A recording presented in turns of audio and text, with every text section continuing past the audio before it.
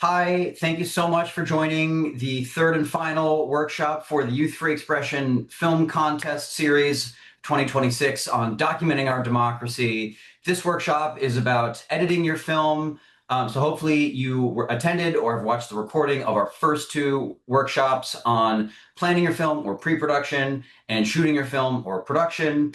If you haven't, no worries, you can watch it later, or if you're watching the recording, you can go find it now on our YouTube channel. I am Max Cumming. I am a program associate and video producer at the National Coalition Against Censorship.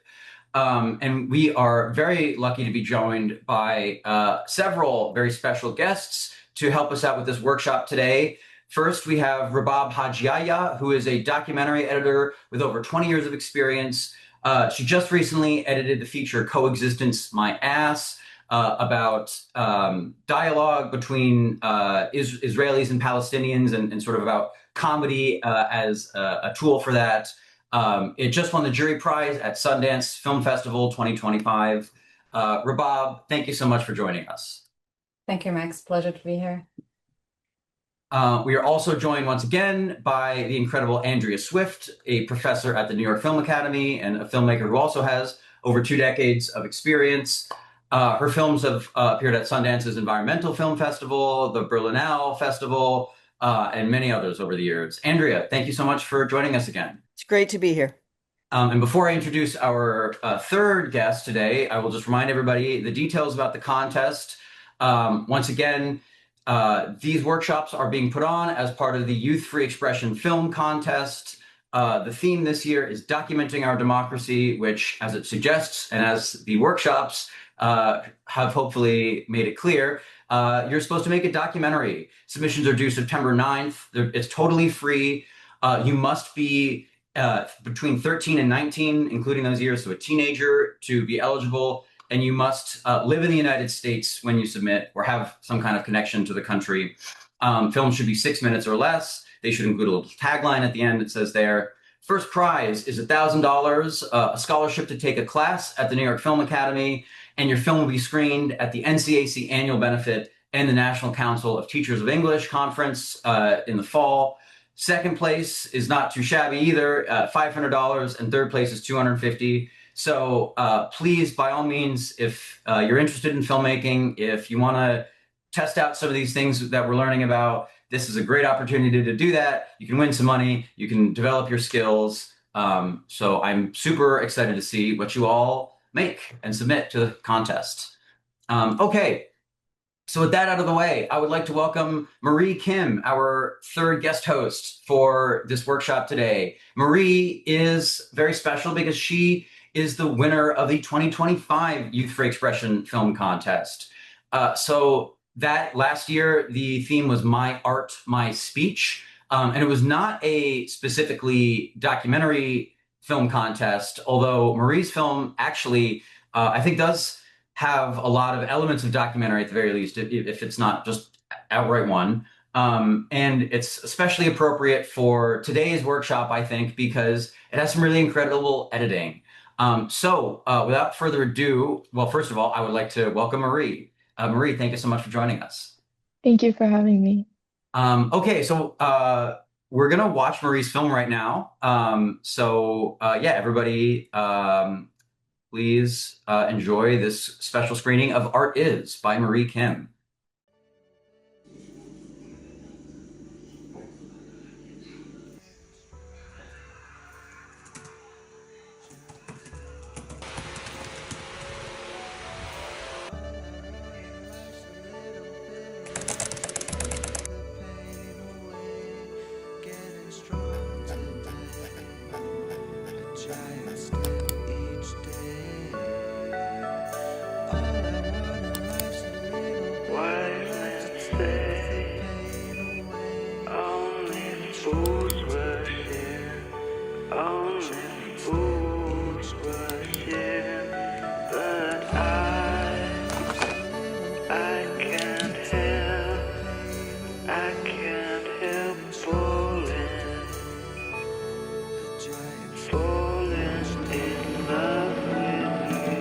I will love you till I die.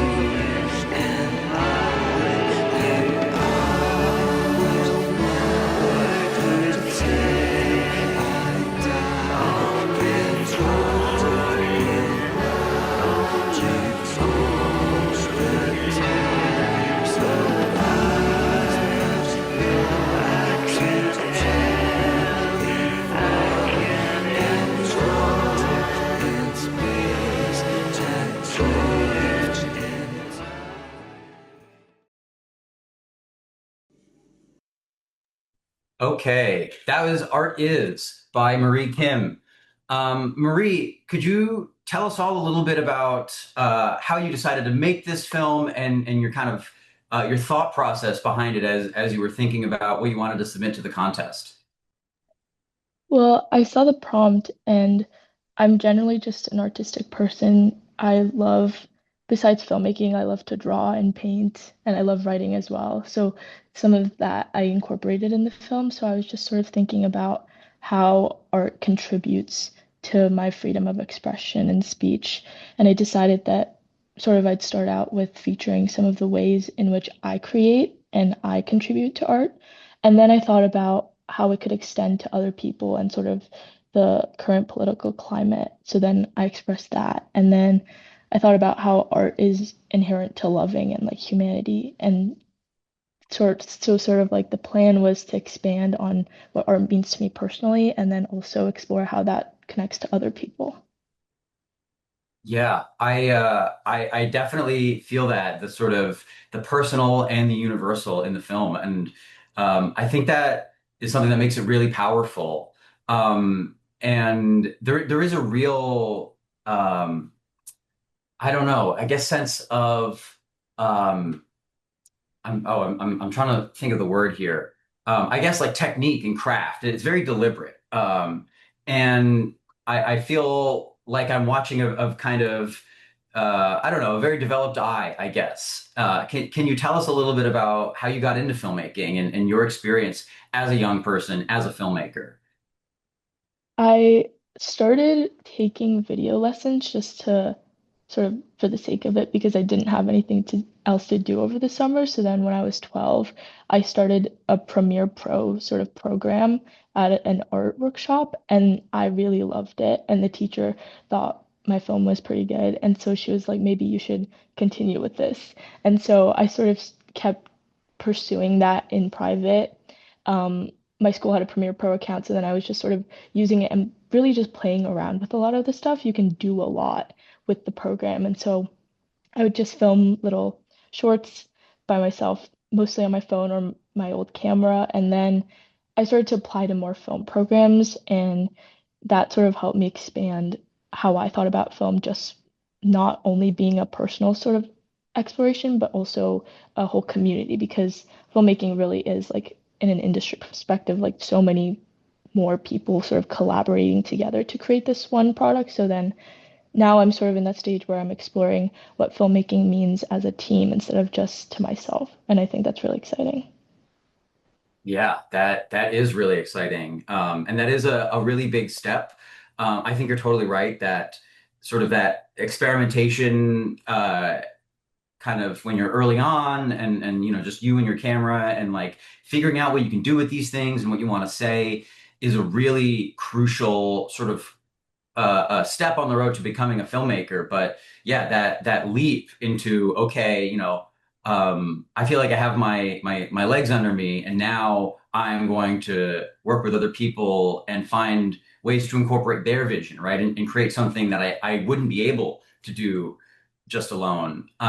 You mentioned taking a Premiere Pro class, which is an editing software for anyone who doesn't know. Um, and the editing in here is, I think, really where a lot of the tone and the beauty and the emotion comes from in this film, right? The way you are kind of, I mean, the pacing and the interweaving with the music and the choice of images. What was your, I guess, thought process behind the editing and what was that process, the actual editing process like? For me, at least personally, when I'm working completely by myself, I like to edit sort of while I'm still in the process of shooting the movie. So I do a lot of mental editing where I'll envision where each shot will go chronologically. So that's what was going on perhaps in like the first portion of the movie. And then in the second half, a lot of the editing was just sort of sitting on my computer and looking at databases of like different videos that were stored and also videos I'd taken with my friends and my loved ones and just including that. And I think the music does a lot of heavy lifting in this one. And so for a while, I was just sort of searching for a background music that would fit the tone of the movie because I think that's probably one of the most important aspects of at least this project that I did. And so with the incorporation of the music and sort of the mental editing that I was doing, I think when I was actually physically in the software, it was a much easier task for me to actually put it together. And when I'm editing, I like to take a lot of notes and sort of do a very rough cut with a bunch of shots that maybe I won't even use at the end, but I'll sort of go over that and do a rough draft and then cut it down as I go. So I think that's one of the most exhilarating parts of editing. Yeah, absolutely. And that is some very good advice about rough drafts and how to think about the edit before you start, which we will definitely get to in a moment. Marie, I only have one more question for you, although I would love to invite Rabab and Andrea and anyone else to ask questions. Maybe people in the audience can put them in the chat. But what do you wish you had known when you were just starting out as a filmmaker, either before this film or way at the beginning? What's one piece of advice that you feel like you wish you had or you've learned? I think maybe that the final product will may not be exactly how you envision it in your head. I think filmmakers always have this very glamorized idea of what the final product will look like. And you go through a lot of setbacks. Like it might be minor, it might be gigantic, you might not get the great shot that you want. But I think from the process that you actually arrive at a product that's might be even greater. At least it's different from what you envisioned, but in some ways it's more special. And when you arrive at the product, it's very rewarding. And also, it's a product of all of your struggles and your hard work. And so I think it's important to keep in mind that you're going to have this perfect vision for your project, but that's never going to come to true fruition. But in some ways, what happens might be even better. Yeah, thank you. Rabab, Andrea, do you have any other questions for Marie?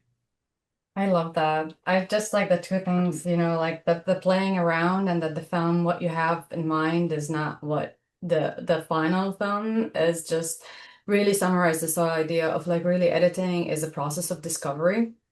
So coming to it with an open mind of like listening to the footage and not try to impose what you think it is, but actually, like keeping in mind what the film you're making, but listening and watching and feeling the footage. And it's such a joyful process, honestly, because there are things that you had a thought about while filming, but when you come to the edit room with that open mind and suddenly I was like, oh, I didn't realize this, I didn't notice this. Sometimes just reading people's body language, facial expressions, like all these things. So that's just music to my ears, what you were saying, Murray.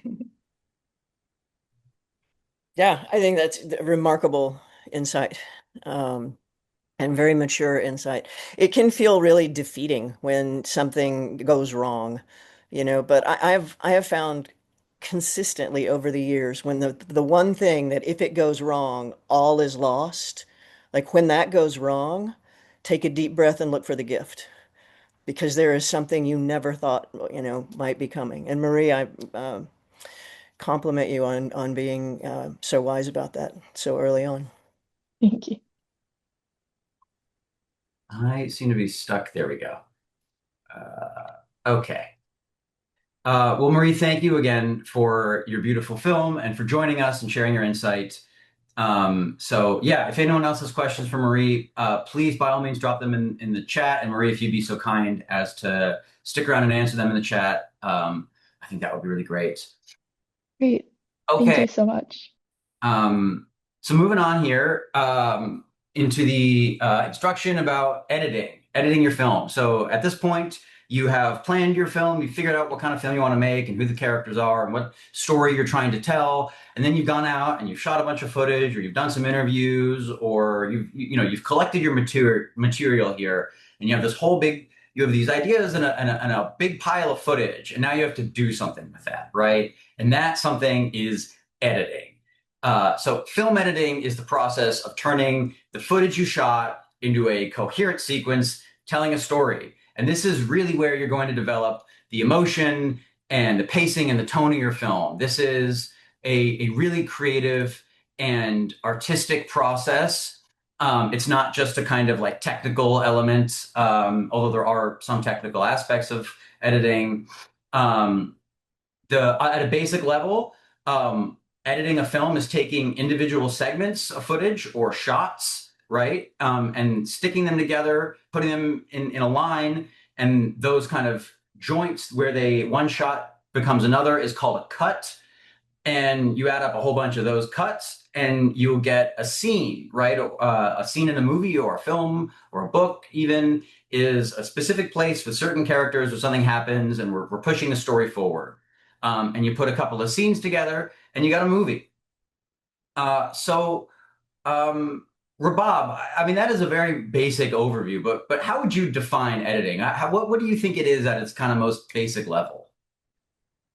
On the most basic, I would say it's really editing, controlling what the audience knows at what point, and it's really creating an emotional journey. When you create a film, you are asking the audience to come with you on this journey over the 6 minutes or half an hour, whatever the length of the film. And it's really how they come into that experience, what they're learning, how they're feeling. And I would say, like, think about films that you watch and how you felt about them.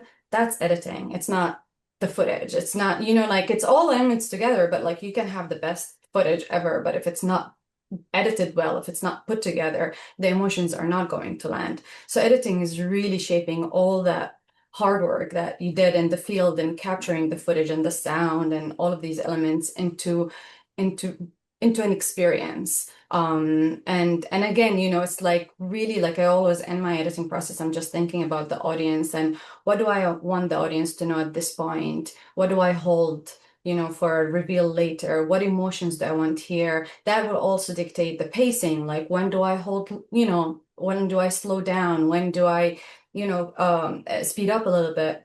That's editing. It's really like the film coming to life in the edit room. Yeah, I think that's a great way of putting that. Andrea, I don't know, what is your perspective on editing in the most sort of broad and abstract sense? When it comes right down to it, editing is where you make the movie. I mean, that's movie making. Uh, all the rest of us, the work we do to get stuff there, we're kind of working for the editor to give them what they need to make the movie. So, when you hit your desk, just remember that you're looking at a lot of great raw materials and it's all for you now. And honestly, to the extent that you can get rid of whatever idea you had coming in, it might be beneficial, depending on the kind of movie you're making. But it usually is to go back to the beginner's mind and watch the footage you actually got as opposed to the footage you think you got or that you meant to get. Um, and play, just enjoy and play. There's a great old story that circulates about Michelangelo, which is probably apocryphal, but there's a great story of somebody talking to him after he unveiled the David and saying, oh, what a genius you are. You created the David. And he said, I didn't create anything. I found the right block of marble and then I got rid of everything that wasn't the David. And I think, maybe come at it with that of like, there's something great to discover in here. Let me figure out what it is and pull it up out of this mess. Yeah. Yeah, that is very true. And that you touched on that idea of play. And I think that it is very important to play and experiment in the edit. And you do have to not just make choices, but even take some risks, right? And there's a way to do that safely, right? So if it doesn't work, you can just go back and try something else. But a lot of times those weird things or the funky kind of, maybe it's not all like crazy star wipe transitions or something, but an interesting choice or a weird thing to cut to can sometimes be the thing that gives you that shot of energy at just the right moment. So having that freedom to experiment is super important in editing, and that's I think a lot of the fun of it. So you can see here it says I put editing is where you create your film's emotion by giving new meaning to your shots, and I want to underscore that. And I've got a little bit of a demonstration of that actually, because there is a real sense in which the footage has like only 20% of the final meaning it's going to have, when you get it in the camera, and 80% of that meeting or something like that, you are going to create when you edit it, based on the context you put it in. So, okay, I have a little experiment here. This is a pop quiz for everybody. Okay, so the question here is, what is he looking at? What is this guy here that we're watching? What is he looking at based on his face? Who knows? Who can tell? You can just put it in the chat. You can speak up. I'm not seeing any answers. Women. Interesting answer. Not a bad answer. Himself. Okay. Maybe anything makes him happy. Very good point. So the truth is, we, of course, don't know exactly what he's looking at, right? We can't see. But let's start with like a different question, right? Maybe an easier question to answer. What emotion is he showing, right? Like, surely we can tell that. That is something we can tell, because although we can't see what he's looking at, we can see his expression, right? He's smiling. We have somebody saying evil in the chat. There is a little bit of a sinister something in his eyes. Yeah, I don't know.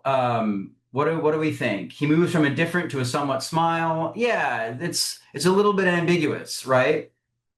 All right. Well, I will not keep you in suspense for too long. Let's see what the answer is here. He's a proud grandfather. He's looking. He sees a mother and child. They're playing, they're happy, and he smiles. How sweet. What a nice old man. But, okay, what if we now change the editing here? We keep the first and the third shot of the man, of Alfred Hitchcock, if you didn't know, but we replace the thing that he's looking at. We change what's in the middle. Now, what kind of expression? Now, what is his emotion? He sees somebody get hit in the head, fall over, he's hurt. And now when he smiles, he does look kind of evil, doesn't he? There's something sinister there. And last but not least, maybe he's a creep. Again, we're just changing that one middle section. Now, instead of a mother and child, it's a woman in a bikini, and he smiles, and oh, he's a dirty old man. Okay, so the point of this is to show the power of editing and how flexible it is. Kuleshov's effect, is someone put in the chat. Yes, that is it. That is the technical term for this, named after a Soviet director. But you don't need to know what it's called to know that it works and know how to use it, which is that you take one image and we have one piece of information, right? This image is telling us that he's happy about something. And we take another image, and this image is showing us, okay, there's a mother and her child here. But then we put the two images together, and this is what's so great about editing. 1 + 1 now equals 3. We have one piece of information, the man is happy. We have a second piece of information, the mother is with her baby.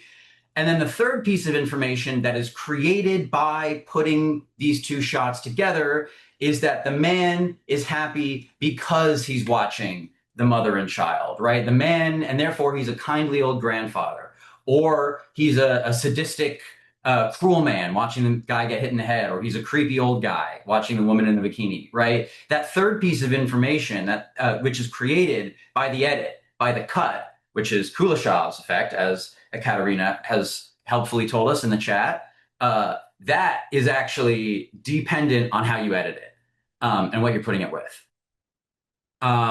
So yeah, the cut itself contains information, and that like chemical reaction where you take two separate pieces of footage and you put them together, and suddenly you have something that wasn't immediately contained in one or the other. That is the basis of all video editing. So Rabab, can you kind of explain the power of this process and this effect and what it means for editing? Yeah, no, this is an excellent example. Things mean one thing in isolation, and when you put them together, they take on a whole different meaning, and that's exactly what editing is, and that's where that discovery is. It's a constant decision making, right? It's like as you're watching the footage, where you cut and how, like what you cut to will make a different meaning. So no, this is like an example, a great example to keep in mind. Or I always also think about, like, if you show somebody going up a ladder to change the light, then you cut it with like close up to the hand and the foot, and then becomes more suspenseful. And if you do it in one shot, it's just like somebody going up the ladder, like all these things of like how you're cutting will really change the meaning of the scene you're creating. Yeah. Yeah. That meaning is created in the edit, right? Okay. So what matters in editing, right? How do we figure out what we care about and what to prioritize, and how to use this tool, this kind of Kuleshov effect, as it's called? Well, the editor Walter Murch, who did a lot of work with Francis Ford Coppola in the 20th century, he's edited some incredible films. He wrote a book called In the Blink of an Eye that's only like 100 pages, and I highly recommend everyone read it.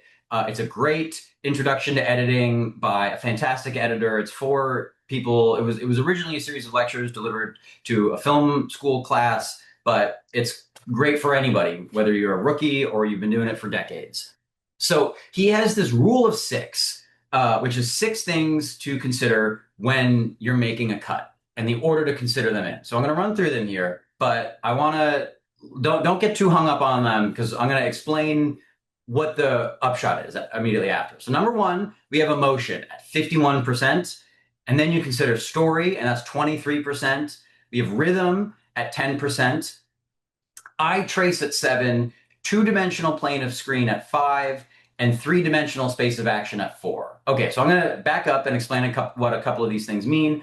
Emotion and story, I think we have a handle on. Rhythm, again, is pretty intuitive. It's kind of the pace of the cuts, right? It's how the cuts are coming. It's almost like music, right? Where you will have almost like a metronome, maybe not literally, but there's a certain pace to your editing, and that brings energy to it. And those 3 things are 84% of what matters when making a cut, according to Walter Murch here. So we have 3 more, and these are more technical. Eye trace, which is where your eye is on the screen, right? So does your eye have to move back and forth to look at different things? Usually that's not what you want. Usually you want the focus of the one shot to be in the same part of the screen as the focus of the next shot, so your eye doesn't have to move. Two-dimensional plane of screen, again, it refers to where characters are in relation on the screen itself. And then three-dimensional space of action refers to where people and things and objects are in the actual space where you're shooting. Now, those 2 things are less than 10%. They're kind of technical. My advice to you guys is do not worry about those bottom 3, honestly, at all. I wouldn't worry about them at all. And the point that you should take from this rule of 6 that Walter Murch has is that the number 1 thing that you should think about when you're making a cut is the emotion. How do I preserve the emotion here? How do I maximize it? How do I make the viewer feel what I want them to feel in this moment? And the second thing, and it's less than half as important, although still much more important than everything else, is story, right? How do I move the story forward with this cut? And I'll just add that these 2 things, as you might be able to tell, are very related, right?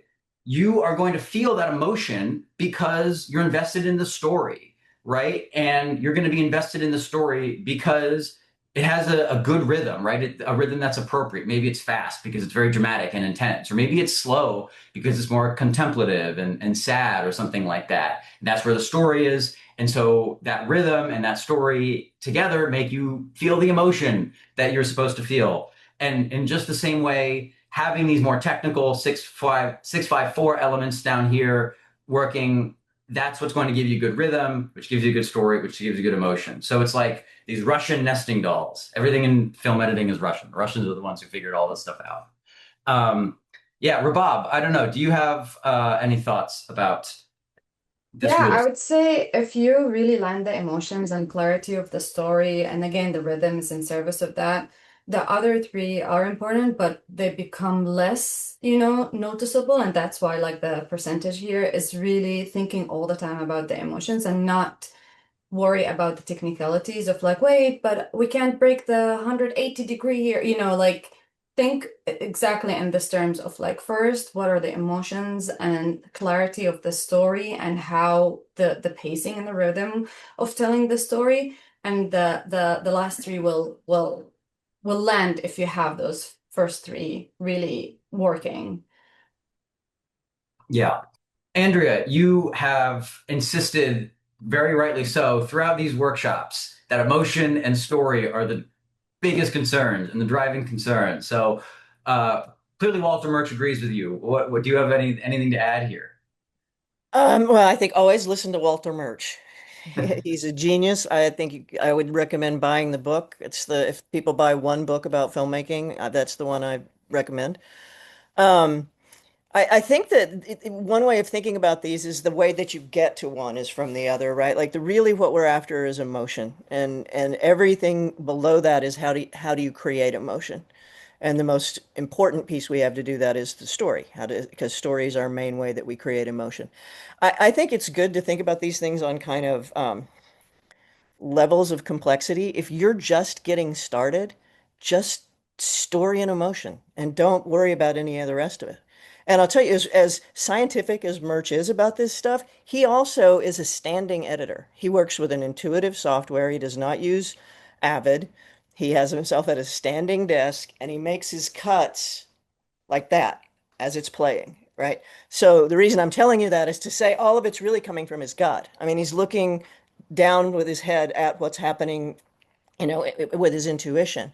But how he really edits is by intuition, which means emotion, right? So if you look at this and your eyes start to cross, just do not read down past emotion and story until you feel like you kind of got that, and then you can add the next part. With all of filmmaking, the on-ramp is actually easy.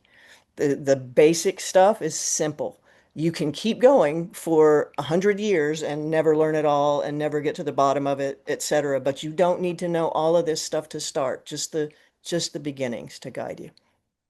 I love that, and I just want to say that, and like this example, Andrea, that like the rhythm will really, it's all about how you're feeling. It's not, there are no rules here of like, how long should this be? It's exactly that example of like, you will feel it. This is not something that there's a rule for it. If you are listening to your footage and feeling it, that will dictate when to cut and how to cut. It's like when you're watching the footage, like yeah, your hand is on the space bar, and then okay, this is where it feels like the cut should be. So just want to say that yeah, emotion and that will guide everything.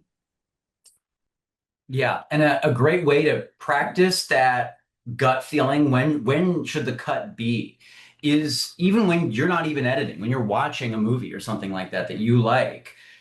If you, especially if you've already seen it, you know what's going to happen. It's a rewatch, and so you can kind of pay attention um, to more of the technical aspects, right? How do they edit this? How do they set that up? That comes later. Just watch and ask yourself on each shot, when should the cut come, right? Like feel in your gut. When am I ready to see the next thing? When do I want to see what this person's looking at? Or when am I ready to see the other person in the conversation? And if it's well edited, there's a pretty good chance that your intuition is going to be pretty close to where the editor puts that cut, right? Because they are trying to sort of set up the scene and the emotion to to maximize that emotion in you as the viewer, and create that tension of, I wonder what is going on the other side of the room or in the other person's face, and then at the perfect moment you pay it off and you show them. Okay, so we're talking about documentary editing specifically today. Documentary editing is a little bit different and unique from a more narrative or scripted form of editing, because most of the time you don't know exactly what someone is going to do or say or what's going to happen when you're shooting a documentary. And so rather than having this tightly scripted thing where you have all of these shots listed out and you know what they're going to get, or what they're going to be, and you try them like 8 or 10 times each, and your job as the editor is to watch through them and pick your favorite. As in documentary, what you're doing is you are looking through all this footage, all everything that's been collected, and you are figuring out what's important here, right? What is the story? What part of all this video, all this audio is actually going to be the parts that I pluck out and throw out 98% of the rest, and that is what's going to show off whatever story I'm trying to tell, whatever emotion I'm trying to create. Rabab, as a documentary editor, how do you approach the documentary format and genre specifically? Yeah, I mean, usually when starting a new project, I would sit with the director and I just ask for, what is this film about? In one sentence, what is the storytelling? What is this film? Because once you go into the footage, you'll be really, like everything will seem amazing and this is so funny and this is cute and this is great. But if you have that one line in front of you, then as you're looking at the footage, you'll say, this is in service of what, the film I'm trying to say. And again, this is not in contradiction to it, like it's not like this is what I have and I'm not listening to the footage, but actually it's more just like as guiding, of like this is really great, but it really helps and keeping you focused on what is the story. And in this way, the way you're watching the footage is how does this serve that story or but not in so much details. This is not a treatment. This is how I see it and this is how it's going to be. It's more, this is the story I'm telling. I think that's really the most important thing to keep in mind. And I always find it helpful because when I have that line in front of me and then the director and I will be looking at things and they're very attached to the material, I'll keep going back to that. I was like, this is great, but that's not the film we're telling, right? Like this is that I find really, really helpful as a starting point. Absolutely. Andrea, please. There are so many different kinds of documentaries. Rabab, props that you found a thing to say about all documentary editing because they're so different. If you're making a verite film, your job is very different. Those are the kinds of, for those of you who weren't here in the previous sessions, those are the kind of documentaries that are like watching a movie where you just watch life happen. Like that's a really different thing to edit that and to find the story out of what you've shot about that than if you're doing something like what Marie did, which is a little bit of what we might call an essay film. A part of what I love about her film as a reference is that while it is kind of an essay film, meaning it's less about a story and more about an idea, she has handled it in a way that's very driven by emotion. So I want to plug that back in. I don't know what kind of films you guys are all trying to make, but it is possible if you're not trying to do a story, like just go back to merch and just go with emotion and a beginning, middle, and end. And you can get to that same place. But it's just so different every different kind of film, and even each new film that's the same kind of way. I guess the thing I'd like to throw out here at this point is just don't let any of it stop at you. Don't get intimidated. Play. Get in there and play. You guys exist in a time in the world with computers that you can try a million things. So don't feel like anything is precious. Just try it all. Absolutely. All right. So at this point, we're gonna kind of walk through how to do that, right? How to edit, what this process is like a little bit more specifically, where you are taking a whole big pile of footage, however much you shot, and you are going to whittle that down into one single completed video file that is 6 minutes long or less that you submit to the Youth Free Expression Film Contest. This is by no means the only way to do it. You do not have to do it the way that we are going to explain. There are all different kinds of editing workflows and styles and preferences. So don't feel limited. Don't feel like you have to do this. But this is a starting point if you feel a little bit overwhelmed, which I often feel overwhelmed when I'm just starting a project out and I have so much footage. But when you break it down into the smaller steps and you put one foot in front of the other and you do what you know you have to do next, then pretty soon you look up and you're on the mountaintop. You finish editing the film. Okay. Step one, get organized. As you are preparing to edit, figure out how you're going to organize your editing process, your footage, your audio, your archival video and photos, and any music, and whatever you've got, whatever media you have, and however you're arranging this, find a way that you're going to like, everything is going to go in a folder that's going to be clearly labeled, and there's like a system to that, right? Like maybe you have like a main folder that says like media, and then you have a subfolder that's like video and audio, and then each one, or maybe there's like day 1, day 2, day 3, and then in each of those you have video and audio, and then that's right, like something like that. It doesn't have to be like that, but you will be very, very, very glad if you set up your project in an organized fashion. And when you start editing inside your editing software, whatever that is, use consistent naming structures, and just like depending on the software, there's going to be different things you need to do to keep it organized. If you have questions about the best ways to do this, please email me. I'd be happy to answer that question for you, max@ncac.org, or questions about anything else about editing. But yeah, this is step one. Before you do anything else, you have to do a bunch of organization on your computer. Okay, moving on. Step 2. This is very important. Watch all of your footage. Watch everything you got.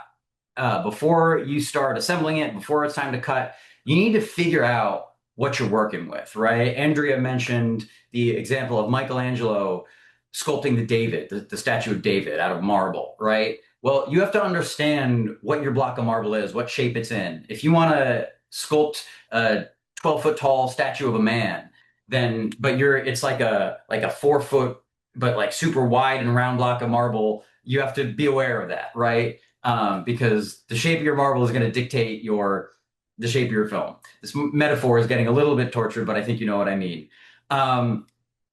So as you're watching, think about what the purpose of each scene should be. What is the emotion here? What's compelling? And how is the story being moved forward? And just kind of keep that in the back of your mind so that when you start editing, you have a direction you're going in. Even if you think you know what you got, you remember it very clearly, you will be surprised by what you see when you're watching it back in a few days or weeks, because you're always going to notice something new. You're always going to see a new expression. You're always going to pick up on a new implication or something like that, and it will be worthwhile.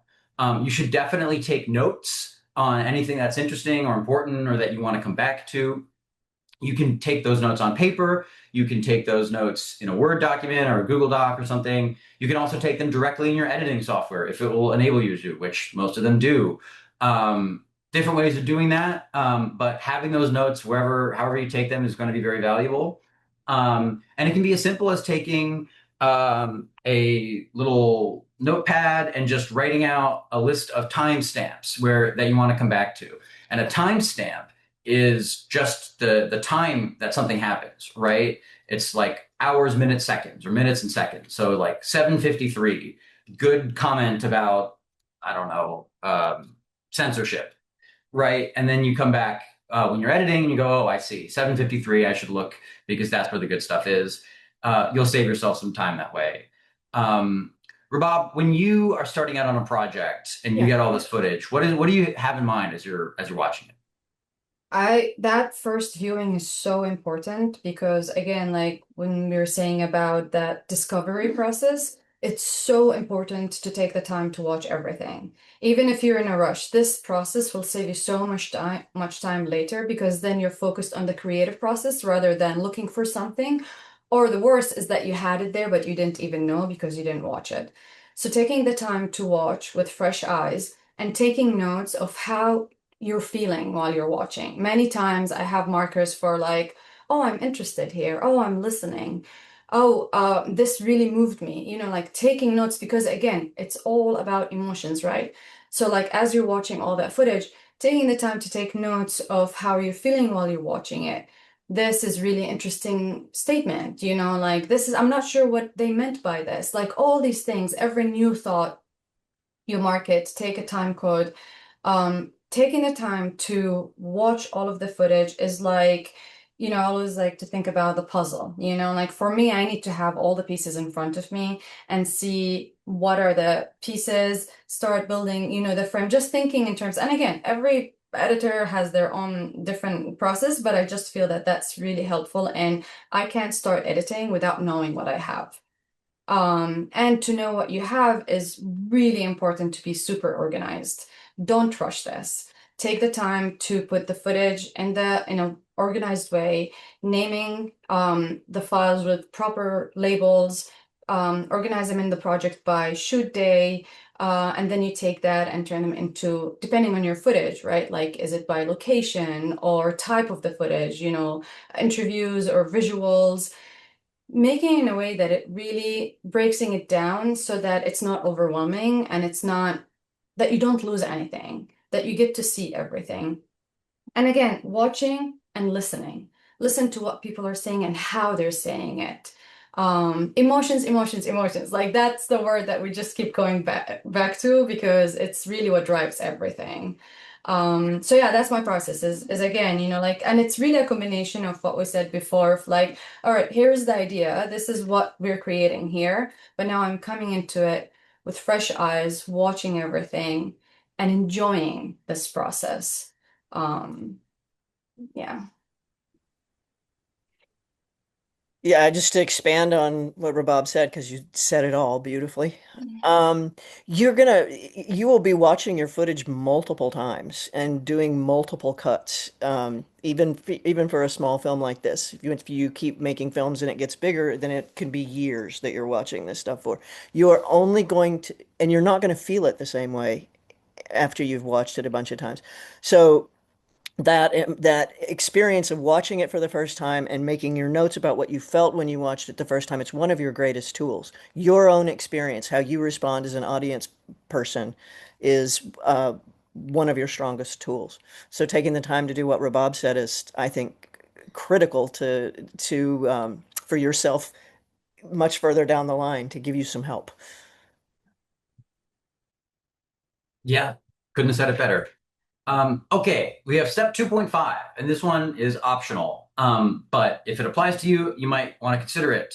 After you have, or even as you're watching your footage, if you see some B-roll, right? We've talked about B-roll. That is kind of like the cutaways that you shoot when you are out in the field. These are things that you're going to use to cover up bad cuts or to establish context or to show people what's going on in the room or what somebody's talking about, for instance. And if you have a lot of that, or it's kind of scattered throughout your footage, taking it all together and just keeping it in one place, however you want to organize it. Maybe it's manageable enough that you just have one sort of sequence for B-roll. Maybe it's like, okay, here's nature landscapes, and here's the town library, and here's the office of the guy who's, I don't know, defending against book bans or something like that, right?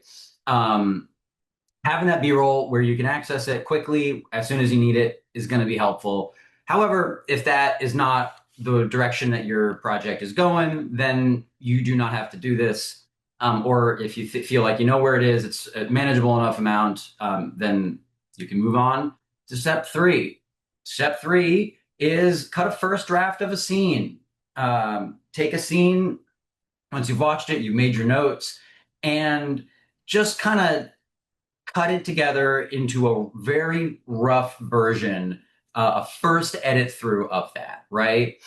Do not worry about getting it exactly right. You are not supposed to have it nailed on the first try. That is actually not ideal, believe it or not. Instead, what you want to do is just kind of cut away anything that is clearly not useful and lay the scene out start to end so that you can kind of see a more refined version of what you're working with. It's almost similar to step two, where you're watching your footage back. The first cut that I do of a scene, I'm really just trying to like select for all of the elements, the building blocks, the moments that I might want to use. And when then I watch that back, and then I can really start to make decisions about what am I going to take away? What am I really not going to include? What a more affirmative and forceful direction am I going to go in here? Yeah, Rabab, do you have advice about a first draft here? What you think about when you're working on version one? Yeah, I mean, again, it's luckily, we're working on softwares that you can create multiple versions of a scene or a cut. So, building a scene, sometimes I really find it really helpful. Like, as you're watching the footage, you get excited about something, and in the moment, you're like, oh my God, this could be this. Go for it. Like go and edit that into a scene because it also makes the process less overwhelming rather than just I have to watch everything. Like you got inspired by watching something, go in there and edit it into a scene. It's not the final scene, but like you said, like then you can duplicate that and change it depending. The scene is going to change depending on the overall structure, the overall film. So it's hard to know what each scene's final form is until all the pieces are together.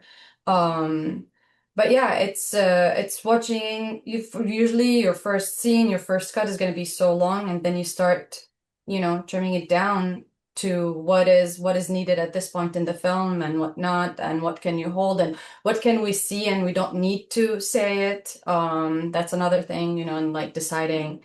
Um, One thing I just want to say about the B-roll, not to treat it as coverage or B-roll, but more as part of the footage. Every decision you're making in the editing, you're telling your audience something.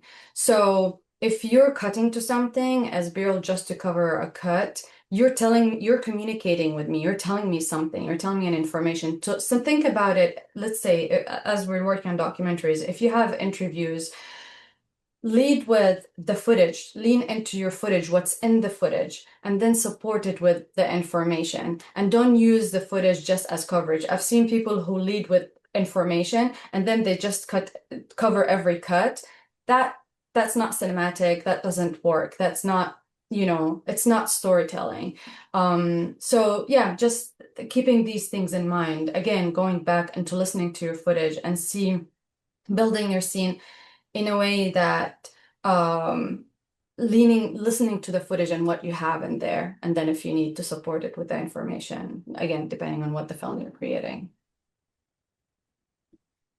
Couldn't agree more. It's worth remembering that we're talking about an art form that we call motion pictures. The images are what we're using to tell the story.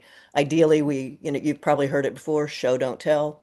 Only tell things you can't show, if you absolutely must have them.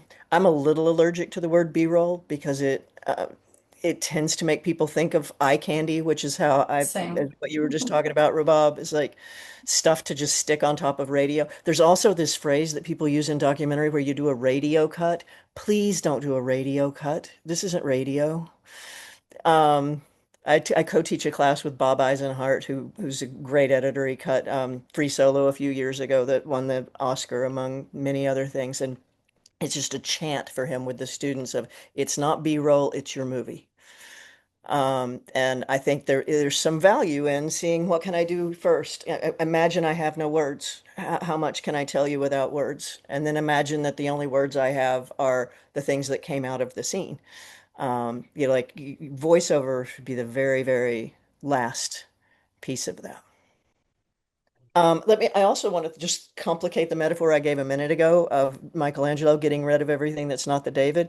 It's a little dangerous to think of editing as a subtractive process of like, oh, what can I stand to lose? I think we kind of have to switch and go to like what Rabab mentioned a while ago of like, what's this movie about being the basis of not so much what do I get rid of, but what do I pull out of this pile that I need? Because if you go into what can I let go of, I mean that way madness lies. You are never going to want to let go of anything because everything we shoot we love, and you're not going to get to a movie that way. So, yeah. Anyway, those are my 4 cents, I guess. Yep. So, all right, step 4 here, as you could maybe imagine, is to cut more versions of that scene. And once you've done version 1, do version 2, and then version 3 and 4. For your next drafts, as you're doing this, you just want to kind of continue making those incremental changes. And I really, um, I feel like for me, this process is one where I am just kind of responding to the last version. I'm just kind of making the changes that are fixing the problems in the last version I saw, right? The immediate problems, right? It's like, okay, it's 25% better or something like that.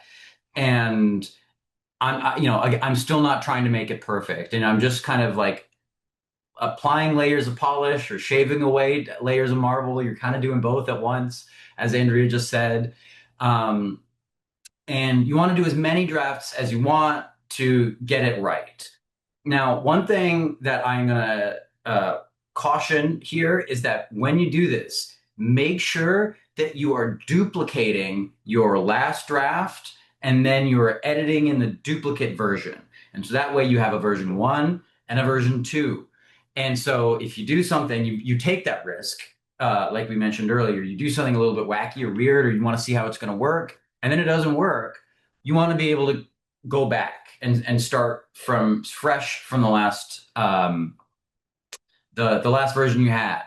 And very often, as I'm doing this, I'll be on like version 7, and then I'll go, oh, I need a shot of something, or but I took it out all the way back in version 2. Let me go back and dig something out of an early version of the scene and put it in the latest one. And knowing that you have that backup, these logs of previous versions, is what gives you the safety net to experiment and to make these choices. Yeah, I don't know, Rabab and Andrea, how do you focus in and refine? What is this process like for you? I like to get to an assembly. I like to take, identify the scenes, build the scenes, and an assembly is basically a long cut that has all these building blocks. And it always starts for me from what I call, and I don't want to complicate this, but like your anchor scenes, like I know this is an important moment, and then you build around that. This is how you get to assembly. I feel like knowing where your film is ending really informs everything. How you start, what you plant here, when do you reveal this? So again, having a sense of the overall picture is really, really important. Like Andrea said, the beginning, middle, and end. You need to have a sense of that. And for me, that will help me in identifying, okay, we have this here. Now I can hold this information. I don't need this because, this is not the right time for it. This is great, but it's not so relevant to the overall structure. So yeah, the first step for me is really building the scenes, putting them on a timeline, building that first assembly, and then start to modify that because that first assembly is like, okay, here's a long, long version of that film. Now let's make it sing, as we say. Yes. Yeah, and Andrea, I do want to hear what you have to say, but I want to ask you a specific question based on something you just said. Because in this process of refining, whether you are going from whether you're subtracting and you have a whole lot of footage and you're taking away progressively more and more of it, or you're adding and you're slowly pulling more and more out of that big pile of footage that you have. Either way, you are sooner or later going to have to make the decision, and it's in this process of what you're not going to include. Something that isn't going to be in there that you probably like, that you were happy you got and you wanted to be in the final film.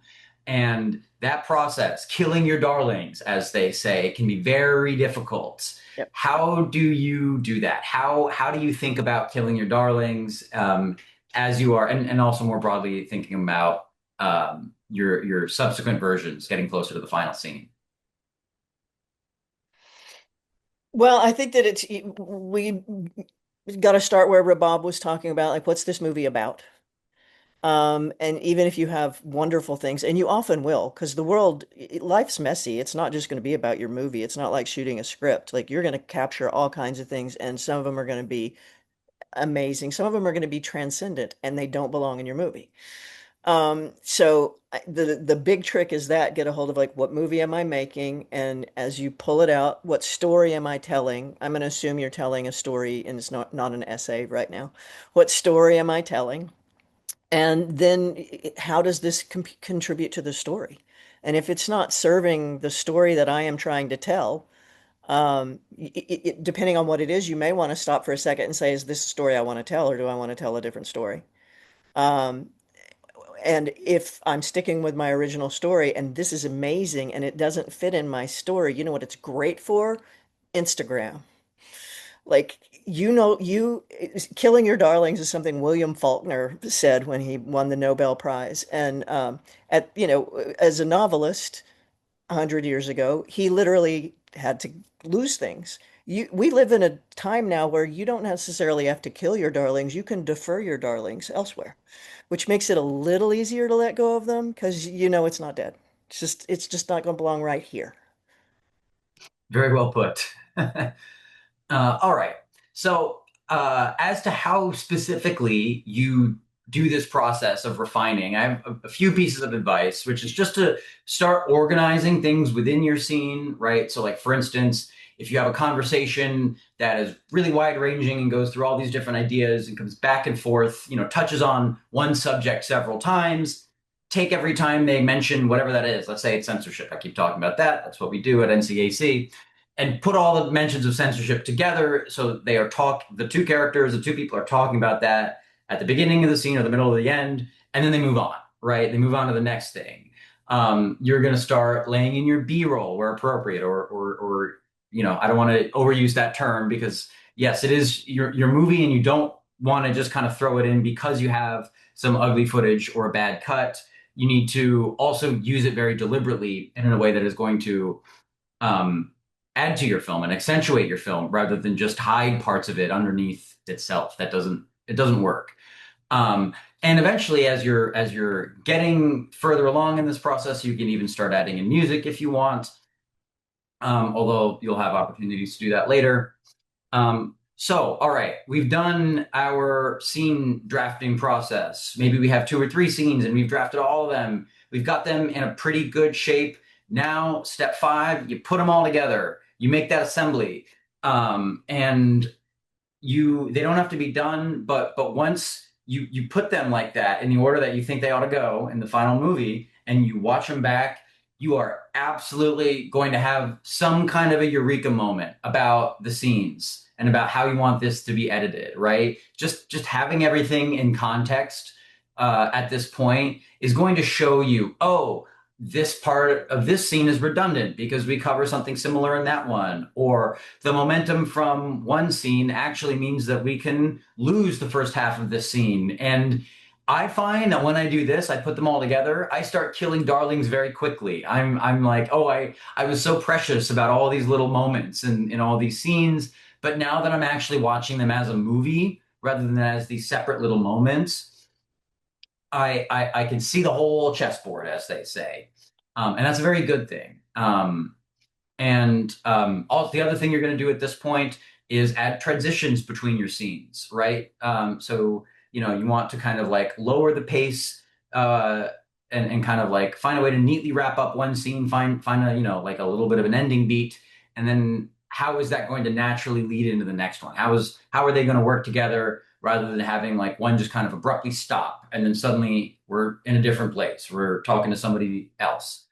Rabab, as you're, and this is pretty far into the editing process at this point. So as you're at this kind of, 60 or 70% mark where you have put everything together and now you're able to start working with the film as a single unit rather than as a bunch of separate scenes. What is your thought process at this point? So taking it from, like I said, like looking at it as an overall and then going to the beginning, now that I know where the film is ending, and you start to adjust things, again, like what is needed, how do I want to start this? Where is this developing? You can then see if things are actually moving, like that. You always need that sense of you're moving forward in the film and not, okay, this is a great scene, but it's not really adding much to the film. And then again, that would really help in moving into your first cut, your first rough cut of the film, where now, like, okay, this is a version of the film, with the, like you said, like the locations, making sure that the audience is clear about where is this happening. And again, anything you put in the film, it's communicating something to the audience. So really being mindful about every shot, every location, what's in it, what is the information that is coming across.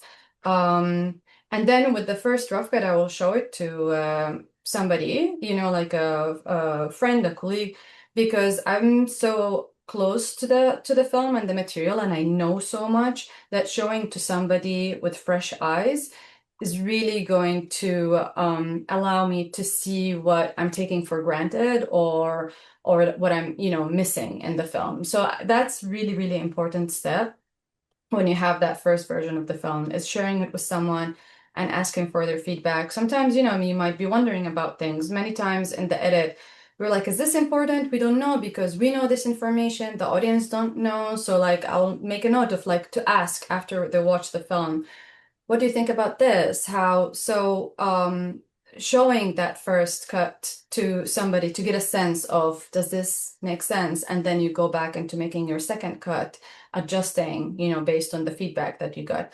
That feedback is really important, because editing can't happen in isolation. It's really a collaborative process. It's a creative process, and these conversations are really important. Yeah. Yeah. Rabab, what you said about that point about watching it with other people is so important. And I would even add that I have experienced this phenomenon where when I watch back something I've edited with somebody else, because I've been so close to it, like you said, you sort of lose sensitivity to it. It doesn't affect you emotionally in the same way it did at the beginning, or the same way it would for somebody who hasn't ever seen it. But when I'm watching it with somebody when they're watching it for the first time and I'm sitting next to them, I can almost notice new things about the film even before they've started to tell me what they're noticing. It's almost like I need somebody else there for me to even see it with fresh eyes as well. For sure. Yeah. Sometimes even don't watch it on your computer, like export it and watch it at a TV or a different device will also create that feeling. Suddenly you're watching it differently, but definitely watching with somebody else, you will feel every extra frame. You'll be like, oh God, this is too long. Yes, that's a great point.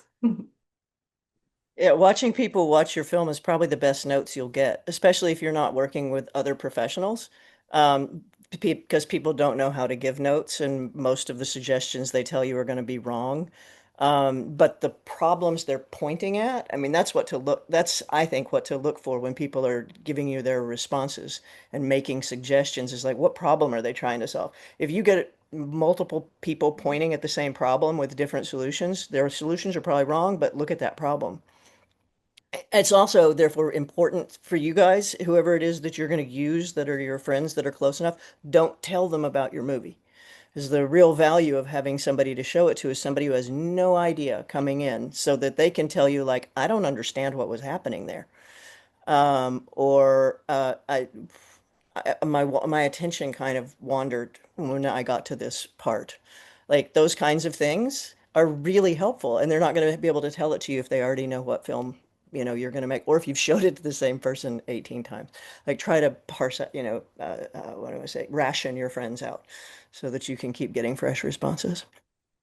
It's nice Exactly. to watch together also, because like when you send the link, you don't know what are the, like how people are watching, and they pause and they're distracted and they're watching in their phone. So it's really nice to get somebody sit, and that's a great point, Andrea, of like watching how they're experiencing it, Yeah. Okay, so step 6 here, I have as final touches. right? So if you haven't added your music, or maybe you need to replace it, or you need to change it to incorporate better, do that. This is where you'll do your sound mixing and your color correction, which I will explain in just a minute, a little bit, not too much. And yes, also get your feedback and do it while you still have time to make changes, right? If you wait until you're done and the deadline to submit to the Youth Free Expression Film Contest is tomorrow, and then you show it to a bunch of people and they're like, oh, what about this? And you're like, oh, that's a great idea. And I even have exactly the footage for it, but I don't have time to fix it. You don't want to be in that situation. So budget time to make revisions based on the feedback you get when you show it to other people. Okay, so I'm just going to very briefly go through a little bit on sound mixing and color, and then we'll get into a little bit about editing softwares, various options available to you.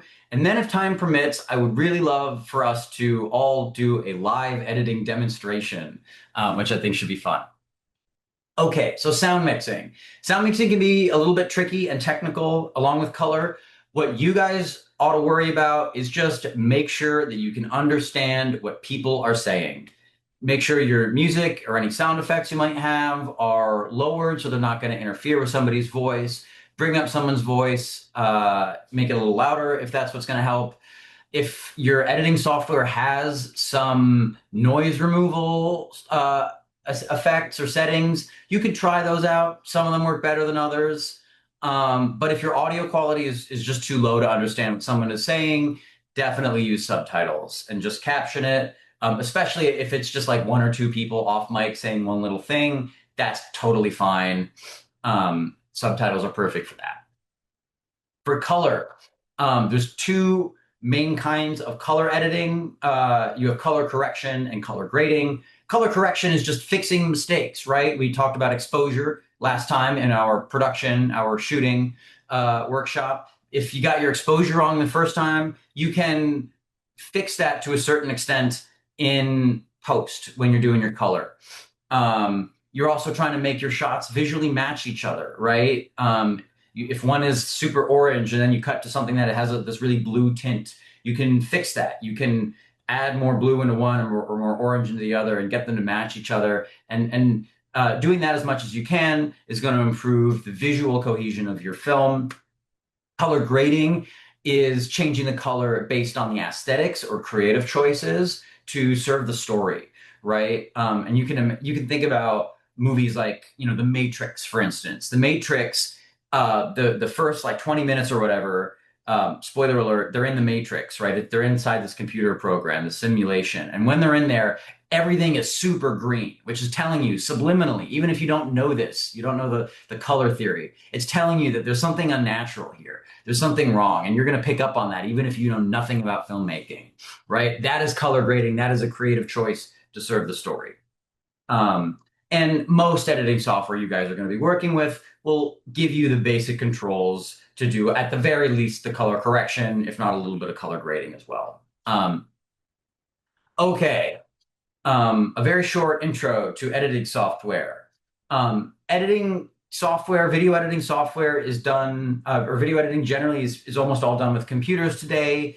There are lots of different programs, and I'm not going to run through them all or certainly explain them all, but they do generally work in the same fundamental way, which is where you take sections of video and audio or photos or whatever media, you put them in a timeline, and we're going to see what that looks like in just a minute. And then you can kind of manipulate them. You can move them around. You can rearrange them, shorten them. You can make them go backwards. You can slow it down. You can speed it up. You can change the color. You can make it sound like somebody's inside a tin can. All kinds of different stuff you can do. You apply that stuff to clips that are in the timeline. You do your editing, as we've explained, and once you're satisfied with that, you hit the export button somewhere in the software, and it will render. It's called rendering. You'll see a little progress bar go across, and you get a video file. And that's it. It's that simple. Okay, so there are a number of free editing options available to everybody on your computer. There is DaVinci Resolve. DaVinci Resolve is a more professional editing software. There is a paid version, but the free version has basically everything you're going to need. It does have a bit of a steeper learning curve because it is this high-powered professional software, but it is the advantage of that is that it will let you do exactly what you want. And also, because there are pros out there who are constantly running into problems, if you type an issue you're having into Google, chances are somebody else has had that on DaVinci Resolve because there are a lot of people using it. Adobe Express is another option. That's kind of on the other side of the spectrum where DaVinci Resolve is very complex and has a high learning curve, steep learning curve. Adobe Express is pretty simple and has a very forgiving learning curve, I would say. Of course, the flip side of that, the trade-off is that it can't do as much, right? You're restricted a little bit more. One nice thing about Adobe Express is that you can use it in a web browser. You don't need to install any software. So if that's a limitation for you for some reason, but you can upload your footage into the browser, that'll work just fine. And again, all these programs that I am explaining have free options, robust free options, not just like a free trial. Another option, and this is the one that I'm going to show you today. This is what I would probably suggest you use if you're not sure, or at least try out. And you can, of course, say, this doesn't work for me. I want something else. But this is CapCut, specifically on your computer, if you can. I've never really done much editing on my phone. That is an option. But yeah, CapCut for the computer is kind of in a sweet spot, I think, between DaVinci Resolve and Adobe Express in terms of its complexity and the amount of features, where it is pretty easy to pick up after a couple hours as a beginner. Just kind of goof around in it a little bit, right? And you'll probably figure it out. But yeah, it will actually let you do some of the more sophisticated or creative things. It's not going to kind of limit you quite as much as something like Adobe Express might, in my experience. There are also mobile editing softwares. You have CapCut, Adobe Premiere Rush. These are really great ways to edit on your phone if you don't want to or are unable to edit on a desktop computer or a laptop. Again, like I said, I have never tried to edit something on my phone, but you can totally do it. And especially if you're shooting on your phone, this is a totally valid and legitimate thing to consider. I edit in Adobe Premiere Pro. Andrea has mentioned Avid Media Composer. Those are two, especially Avid, are the two kind of main industry standard editing softwares. Avid is especially for kind of big Hollywood narrative films. Premiere is for more, it's a little bit more documentary, maybe some more TV, and especially like social media content or something like that. DaVinci Resolve is also a professional editing software. It's actually used most for its color system. It's got a really great color correction and grading suite. So that's kind of what the like advanced highest level stuff is. If you guys want to try out Adobe Premiere, that's what Marie edited her documentary in, and that's what I got my start editing in, and I still edit in today. It does have, I think, maybe even a steeper learning curve than DaVinci Resolve. Maybe not. So it's up to you if you guys want to, although I should point out that both Avid and Adobe Premiere Pro are paid subscription-based software. So that is definitely a drawback. But if you get really into this stuff and you want to really keep going, eventually you might want to think about switching over. Okay, let's do a live demonstration. This should be fun. Let's see here. So I am going to, let's see, I'm going to start recording.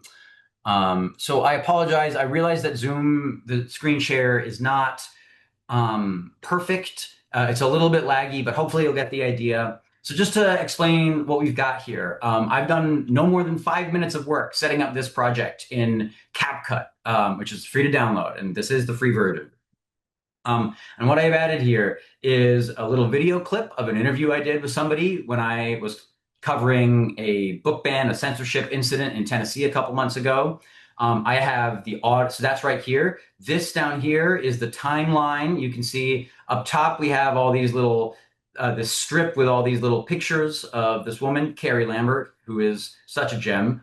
And And then down here, we have a waveform that's called, or that's the audio, right? And that's showing us how loud this audio is at various points. And so I've gone in and synced the audio and the video up here so that when we play it back, they are together. Just to recap the way you can do that, as I mentioned in the second workshop, when you start filming and you have your audio running, just clap in front of the microphone and on camera, and then you find the clap and you can sync them up. However, a lot of modern editing software will also let you auto sync, which is really great. And then over here on the right, next to the clip of Carrie talking, I have 3 little pieces of B-roll. So what I'd like to do now for like the next just 10 minutes or so is watch this through, and then Rabab and Andrea and I, and anyone else who wants to chime in the chat, are going to take this 3 minutes or so raw interview file, and then we're going to cut it down to maybe like 30 seconds or a minute or something like that of just the really important pieces. And so you guys can watch how this works live. And so, as we said, the first thing to do is to watch your footage back. So let's do that. Okay. Could you tell me a little bit about why you're here and how you feel about the issue of the books being moved and the potential termination of Luann James? I am here to stand with Luann. She is standing up for the Constitution of the United States of America, and we could not be more thankful for her for doing that. The issue is a directive was given by our library board to our director of libraries to move books from the children's section to the adult section, and Luann responded by saying, no, I will not violate my professional standards and the Constitution of America. A lot of people are saying, well, they're not banning books, they're just moving them from the children's to the adult, and what they may not realize is that is a book ban. Because if you take books that are written specifically for children out of the children's department and move them to the adult section, people would have to know those books exist in the first place, to ask for them, to go and find them. Also, do you really want children going through all of the adult books that are in there that have materials that really aren't appropriate for them at their age, rather than books that are written in language that children can understand? There's a mountain of case law that tells us this is not okay. And for anyone who's curious about more, I encourage them to read the conclusions of law in the soon-to-be Wichita Falls, Texas case, where they very clearly explained how creating any barrier to the access of information is a direct violation of the First Amendment. You mentioned books being moved, and that when you move these books, kids will have to go into the adult section where they will find books that are actually inappropriate. Can you tell me what kind of books these are, what kind of materials in them, and then some other people have told me just a couple minutes ago that these are sexually inappropriate or something like that for children, and so how would you respond to that? I would say that they haven't read the books. There is a long list of books, 132 books. One book is being moved because it discusses book bans and censorship. Another book they want to move is because it is about diverse children living in an urban setting. They are moving a book about Welcome to Your Period because it discusses female anatomy, and they say it's inappropriate for children. But last time I checked, the onset of menses started for most girls well before the age 18. That these might be topics some people don't want their children reading, and that's fine. You have absolutely the right to monitor what information your child sees at the library. However, you don't have the right to restrict what other children read. That is their parents' responsibility. And again, that's talked about very in depth in that conclusion from that law case, Wichita Falls, Texas. And last question, Luann James, the director of the Rutherford County Library System, was told by the library board to move these books and refused to sort of obey that directive. And so what do you think should be the board's response to that? They should recognize her as the true hero she is. She is an American patriot defending the Constitution for everyone in this country. I'd like to remind people that I was just following orders is not a valid legal defense. Okay, thank you very much. Of course, thank you. Okay, so that was our interview. Here we have a little bit of B-roll with no audio, which is just fine because we are going to put this on top if we choose to use it. So we have a nice shot of the courthouse here. That could be to establish it. Here we have an overexposed, another shot of the courthouse, but there it goes. We fixed it with this scary Confederate soldier out in front. And I believe we have maybe one or two more B-roll shots. Let's see. Yeah, I'm gonna skip forward a little bit. Yes, we have "We the People of Free Speech." Okay, so Rabab, would you help me edit this? What do you think if we're gonna cut Carrie's interview down? I guess maybe I will start by cutting out my questions. So what I'm going to do here is just grab both the video and the audio. I'm going to hit the split button up here. And so now that's created a cut that allows me to come in and select I want to get rid of my comment. I can see, I know that um, what I said was quiet. My voice was very quiet, and we can see down here in the waveform, or at least I can. Tall, height. This is me talking, and I know because it's quieter. So I'm going to delete that, hit the delete key, and then I'm going to go here, and I'm going to do that again, put a split, and then another split, and delete that. And then I'm going to put a split here and here and delete that. And now I can hit close gap, and now we have already shortened it down a good amount and just selected for what we might actually want to use. All right, so Rabab, where do you think we should start here?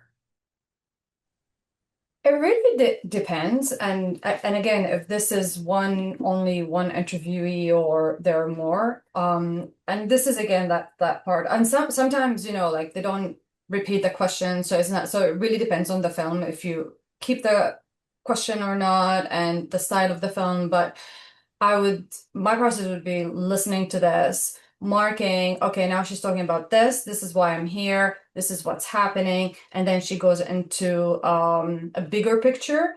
And the question is like, what is this moment about? What do you want this scene to be, right? Like, do you want to give all the information? Are there other people? So in this case, I would start with the location. So helping the audience understand where we are.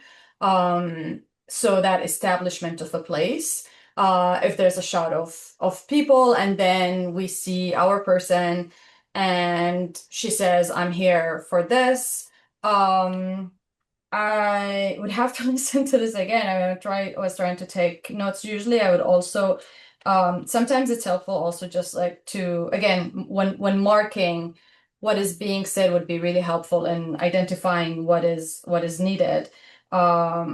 And depending if somebody else that is there, that this person will say this part and someone else will continue with the part. But basically people tend to talk a lot, and you really need to that's really like comes down to, what do I want in this moment? I'm here because of this, and this is what happened. And really shortening it into what is this moment about in the film. This is again goes back to how we can't cut so tight unless we have that assembly of understanding everything that we have. And then we start building things together, how that moves forward. I'm probably not super helpful for you, Max. Also, No. again, like for me as an editor, I'm so, like we were talking about this before, like the hands on the keyboard, like really responding to the material. I don't know, Andrea, do you have ideas? I'm kind of liking watching you do your thing. I think we could all just watch Rabab edit and learn a ton. Yeah, I mean, I think I'm going to echo the same thing. What's it about? As soon as you have an idea of is this about, somebody trying to stop censorship? Is this about the morality of censorship? Is this about what it's like to live in Tennessee? I mean, there's a lot of movies you could probably make out of this footage. So the first thing is just like which movie you want to make. And then I'm just going to fall in line behind Rabab. I'll emphasize again, finding the things you want and pulling out the things you want rather than trying to shave away the things you don't want at this stage. When things are a little more mature, that's, I think, when you start, as Max said, razoring off the rough edges. Both very good points. So I shot this footage and I have already edited it into a little mini documentary. So I do know what it's about. So yeah, this is about showing how a small town in Tennessee had their library board attempt to force their librarian to censor a whole bunch of books about LGBT issues, and how that librarian refused and then was punished for it by the library board. But the community stood up and fought for her. So that's really what we're trying to emphasize. There are other interviews that are, of course, not here, just for simplicity's sake, because editing is a time-consuming process. And I realize we are over time here. So if anyone has questions and wants to put them in the chat, maybe we can kind of bounce back and forth from a little bit of editing and a little bit of question answering, or see if we can walk and chew gum at the same time. But I am going to start going through and just kind of selecting the things we want and maybe taking out things we don't, and see where we get. Okay. I am here to stand with Luann. She is standing up for the Constitution of the United States of America, and we could not be more thankful for her for doing that. Okay, I like that. Some basic context. I'm here, I'm standing with Luann. Luann is the library director. She's fighting for the Constitution, so that's great. So I made a cut there, and I'm actually gonna take this clip and just put it up here on this second track. And that way I know that this is footage I want to use, right? This is one way of doing it. There's a lot of different ways of sorting through footage. So you don't have to do this, but this works. It's easy. The issue is a directive was given by our library board to our director of libraries to move books from the children's section to the adult section. And Luann responded by saying, no, I will not violate my professional standards and the Constitution of America. Okay, so this is interesting. Actually, I like all of this. I think that this is all important context. And so what I'm going to do is I'm going to hit the undo button. And I've now undone that first cut I made because I want to make a cut here and put all of this on the second track, because I think it's all worth keeping. And we can cut more from it later. But I think that all of it, that's a very concise, maybe, what is that, 20 seconds explaining what's going on here. So we'll stick with that for now. All right, let's keep watching. A lot of people are saying, well, they're not banning books, they're just moving them from the children's to the adult. And what they may not realize is that is a book ban, because if you take books that are written specifically for children out of the children's department and move them to the adult section, people would have to know those books exist in the first place, to ask for them, to go and find them. Also, do you really want children going through all of the adult books that are in there that have materials that really aren't appropriate for them at their age, rather than books that are written in language that children can understand? There's a mountain of case law that tells us this is not okay. And for anyone who's curious about more, I encourage them to read the conclusions of law in the soon to be Wichita Falls, Texas case, where they very clearly explained how creating any barrier to the access of information is a direct violation of the First Amendment. Okay, so all of that there is pretty in the weeds and kind of getting into the back and forth of various arguments that people are making. This, I think, is something that we don't need, at least unless we're going to really get into those specific arguments, which is not where this project went. So we're going to leave that on the first track and keep moving. This cut, that the playhead, this line which shows where the video is at, the cut beyond the playhead here is just to remove my own question. So, okay, let's watch the next answer. I would say that they haven't read the books. There's a long list of books, 132 books. One book is being moved because it discusses book bans and censorship. Another book they want to move is because it is about diverse children living in an urban setting. They are moving a book about Welcome to Your Period because it discusses female anatomy and they say it's inappropriate for children. But last time I checked, the onset of menses started for most girls well before the age 18. Okay, so I like that. Although maybe we could cut that last longest example, but I'm not sure. So I'm going to cut right there. And so, and then I'm going to put it right here. She says there's a long list of books. And so I'm going to put a cut here. And now I'm going to take this. Yeah, I'm going to put that up top. And so now she's kind of explaining what these books are that have been banned and how ridiculous that is. And I like that. So now we have two clips. We're going to keep watching. That these might be topics some people don't want their children reading, and that's fine. You have absolutely the right to monitor what information your child sees at the library. However, you don't have the right to restrict what other children read. That is their parents' responsibility. And again, that's talked about very in depth in that conclusion from that law case, Wichita Falls, Texas. So this is interesting. I could go either way on this. At least the first half of that about you have the right to control what your child reads, but not what other children read. I think that's a good point. But I'm not sure if I want to include it yet. So I'm going to keep watching because I remember that I liked the ending here. Okay. They should recognize her as the true hero she is. She is an American patriot defending the Constitution for everyone in this country. I'd like to remind people that I was just following orders is not a valid legal defense. Okay, so the part in here that I really liked True hero is this. She says she is an American patriot or something like that. So I'm going to zoom in so I can see a little bit better what I'm cutting. the true hero.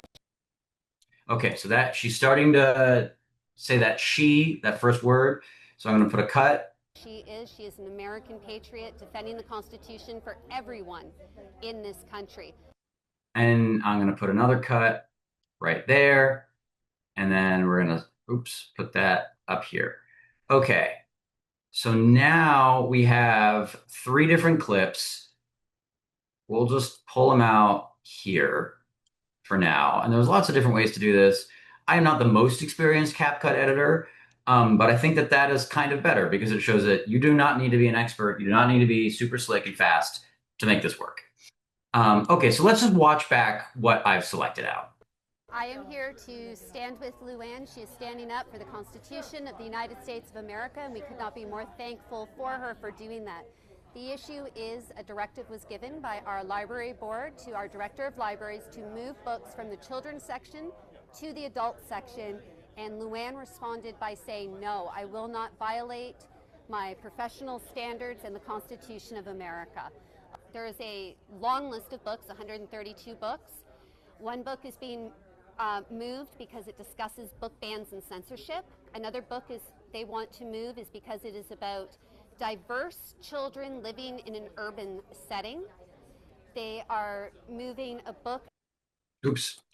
Children living in an urban setting. They are moving a book about Welcome to Your Period because it discusses female anatomy and they say it's inappropriate for children. But last time I checked, the onset of menses started for most girls well before the age 18. She is an American patriot defending the Constitution for everyone in this country. All right, so there's some interesting stuff here, but clearly this is not a coherent scene yet. So the first thing I'm going to do is move this over here so that I can put this last clip, she's an American patriot, about the librarian, and put it next to where she's talking about the librarian. So now when we watch that cut back, this is how it sounds. My professional standards and the let's go back earlier. The adult section, and Luann responded by saying, no, I will not violate my professional standards and the Constitution of America. She is an American patriot defending the Constitution for everyone in this country. Okay, so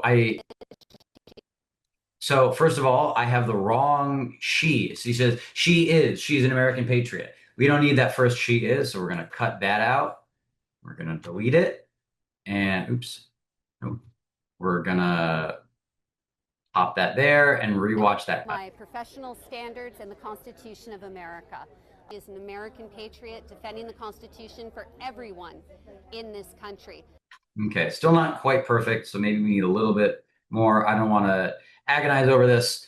Now let's bring this back in. But when I was watching it, I decided that I wanted to cut this final example of a book being banned. And that way we could bring in something else that I remember liking. Remind people that I was just following or Not that. right to restrict what other children read. That is their parents' responsibility. That these might be topics some people don't want their children reading, and that's fine. You have absolutely the right to monitor.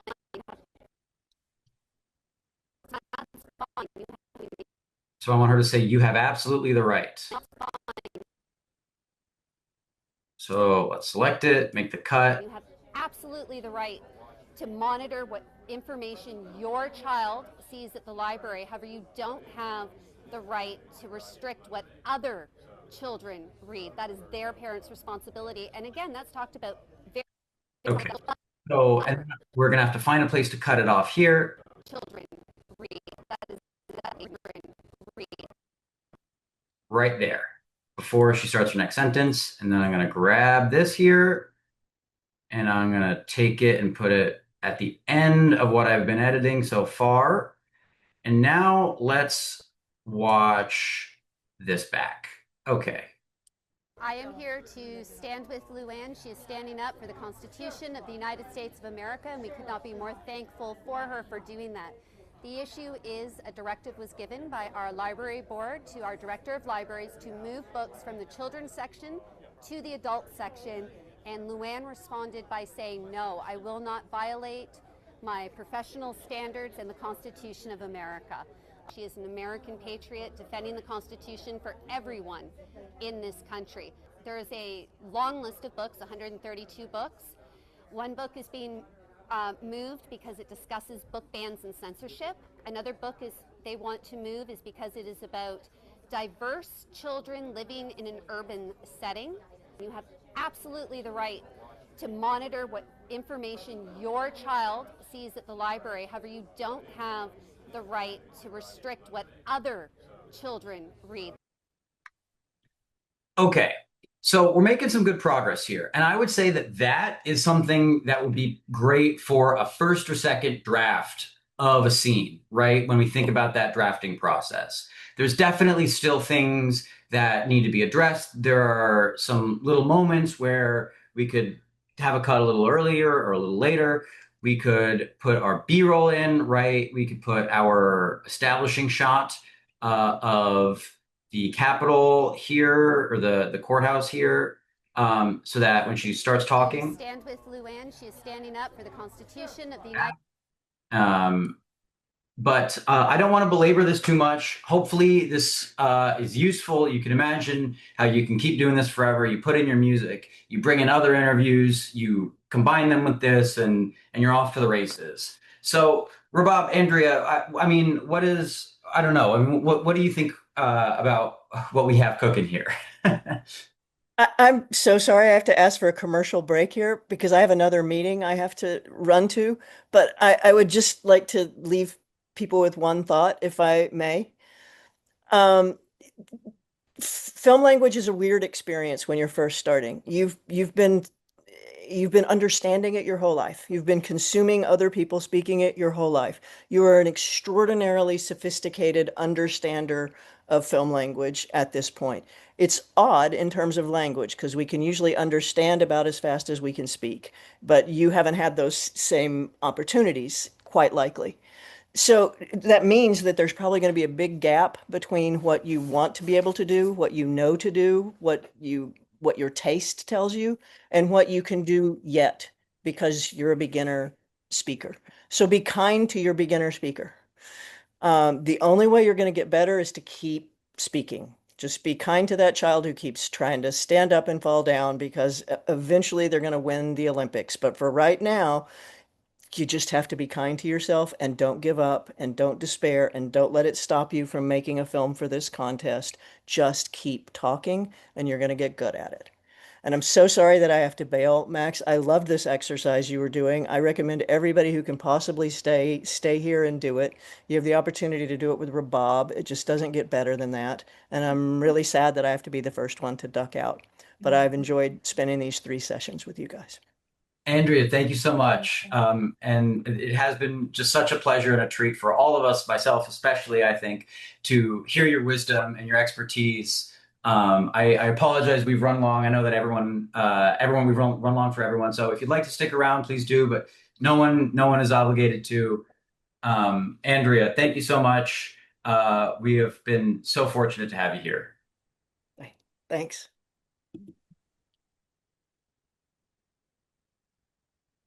All right. Yeah, I don't know. Rabab, if you want, we could absolutely keep going until we have the next jury prize winner Sundance Film Festival on our hands here. But I do want to leave time for questions. So if anyone has questions, please go ahead and ask them in the chat. I realize we've had some people leave probably because we're 20 minutes over here, but yeah, I guess in the meantime, as we're waiting, Rabab, do you have do you want to grade my editing here? Do you want to point anything out? No, I think I'm watching. No, there's no grading. It's really there's no right way of doing it. Like I'm watching it and I'm thinking like what you're doing is really great, but also like we can give the same material to 10 different people and you'll get 10 different films. So it really goes back to the idea of have fun with this. And just like Andrea said, don't be hard on yourself. Sometimes it feels difficult. Step away. You're not going to, this is a creative process. It needs patience. You can't do it in isolation. Bring a friend, talk about it, experiment. And just like as you see, you will keep shifting things around until it feels like, okay, this feels right to me. This is always my process. I have something and then it's like, it's not quite there. Maybe it's this. A scene can really have a different meaning depending on what comes before and what comes after. And sometimes it doesn't feel like the right flow until like it really finds, it's again, like puzzle, right? You have your building blocks and you just keep finding where that place is. And just keep refining it until it really feels good to you. Yep. Yeah, that is absolutely true. And hopefully you can see even in this little 3-minute clip of footage that we were editing that when I started going in there, I'm making choices, right? I'm imposing my will and my taste and my preferences on how this is coming out, which is probably not the same way Rabab would have done it, or the same way Andrea or Marie or anyone else in this call would have done it. But that's what's so great, right? Is that it was mine, and when you do it, it's yours. And so there really is a voice that comes through as a filmmaker when you're editing, even though you're not sort of physically there, you are kind of hovering over it. Rabab, I know you need to leave as well. So I think that this is as good a time as any to start wrapping up. Thank you all so much for joining us for this series of workshops. I have really enjoyed hearing from our incredible co-hosts about all of their great filmmaking expertise and experience. And I've had a ton of fun talking to all of you as well. As a final one more plug reminder here, the Youth Free Expression Film Contest, documenting our democracy. Make a film about your community, about what's going on in your corner of America and what it means to be from that place, to be an American, to be a participant in our democracy, however you think about that. Submissions are due September 9th. It is free to submit. It is open to anyone between the ages of 13 and 19, including those ages.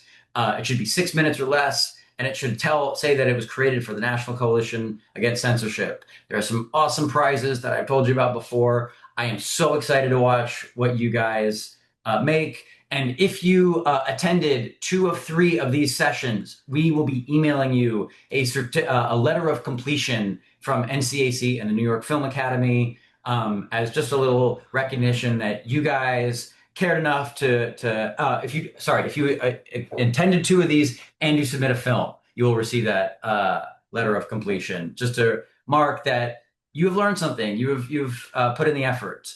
So Rabab, as we are standing here at the end of the 2026 workshop series for the Youth Free Expression Film Contest here. Do you have any final words, any parting advice for our intrepid young filmmakers that we have here? Enjoy the process and trust the process. We always keep reminding ourselves, like, even when it's difficult, trust the process. Sometimes it will feel difficult. Step away, and enjoy this. You'll be doing important work. You have stories to tell, and that's just, believe in yourself and in your talent. Okay. Well, unless anybody has a last minute question, I think we are ready to adjourn here. Thank you all so much again. If you have any questions, if you are having difficulties, if you want some advice, please just email me. I'm happy to help. I'm happy to troubleshoot whatever's going wrong with your edit. max@ncac.org is my email address. Shoot me an email, and happy filmmaking. We have a question. I lost you there on certifications things. Can you please repeat? Yes. Sorry, I should have made that clearer. If you attended 2 of these 3 workshop series and you submit a film to the Documenting Our Democracy Film Contest and you're eligible, you will receive a letter of completion from the National Coalition Against Censorship and from the New York Film Academy. So if you're interested in filmmaking, if you want to go to film school or something like that, hopefully that would be just a little helpful thing to denote that you know what you're talking about a little bit. That's all. Okay. All right. Thanks, everybody. I think we can wrap it up there. Rabab, it was such a pleasure having you on. Thank you so much for your expertise and your time. I really enjoyed talking to you and hearing about how you think about editing, which is one of my favorite parts of filmmaking. So, all right. Take care, everybody. Bye-bye.